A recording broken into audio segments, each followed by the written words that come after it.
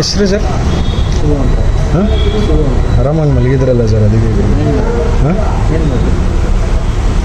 Government ಕೆಲಸ ಆರಾಮಾಗಿ ಬಂದು ಮಲಗೋದು ಅಷ್ಟೇ, ಅದು ಮಲ್ಕೊಳ್ಳೋದು ಅಷ್ಟೇ. ಬೆಳಗ್ಗೆಯಿಂದ ಅಷ್ಟೊಂದು ಡ್ಯೂಟಿ ಇದೆ ಸರ್, ನಿದ್ದೆ ಮಾಡೋದಷ್ಟು. ಹೌದು. ಹೆಸರು ಸರ್ ನಿಮ್ಮದು? ಹಾಂ, ಶಿವು. ಏನಾಗಿದ್ದೀರಾ ಸರ್ ಇಲ್ಲಿ? ಡ್ರೈವರ್. ಗೌರ್ಮೆಂಟ್ ಅಪಾಯಿಂಟ್ ಅಲ್ವಾ? ಮತ್ತು ಪ್ರೈವೇಟ್. ಯಾರಿಗೆ ಡ್ರೈವರ್ ಸರ್? ಇವ್ರಿಗೆ ಬಿ ಹೋಗ